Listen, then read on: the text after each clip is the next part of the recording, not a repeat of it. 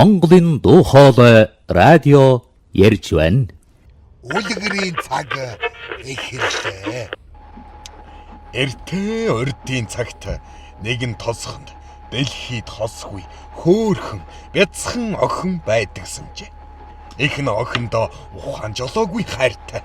Эмэг их нь ээжээс нь илүү хайртай юм гин. Эмэг их нь нэгэнтээ ач охиндоо зогсон гэдэг нь жигтэйхэн хөөхөн улаан малгай хийж өгчээ.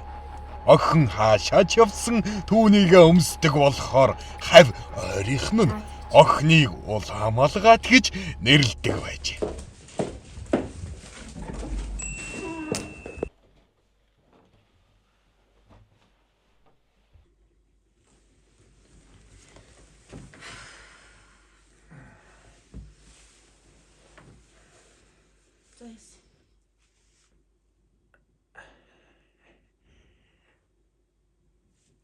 Хэлээч. Гэхдээ харин яах вэ тэгээд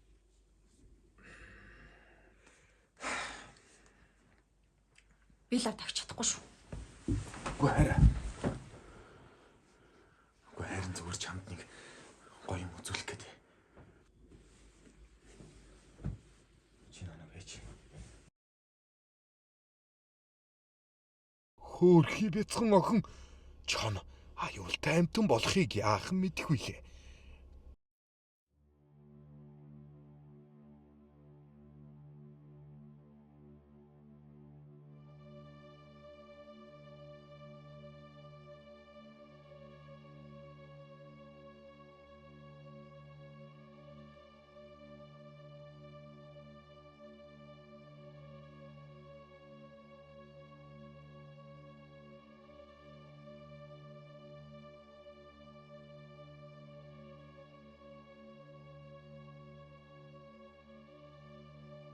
Имэ таны тэгвэл наад чих чинь яагаад ийм том байгаа юм бэ гэхэд чиний хэлснийг сайн сонсох гэжээ. Тийм болсон юм охин минь гэлээ.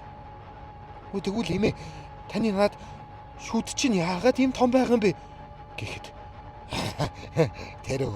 тэр чамайг идэх гэж. Хэрвээ ээж минь ойд ороод замаасаа битгий гараарай гэвэл эннээс хойш би хизээч үгнээс нь гарахгүй гэж улаан малгайд бодож амар сайхандаа жаргажээ. Үлгэрээс авах юм их бий, үлгэрээс сурах юмч их бий.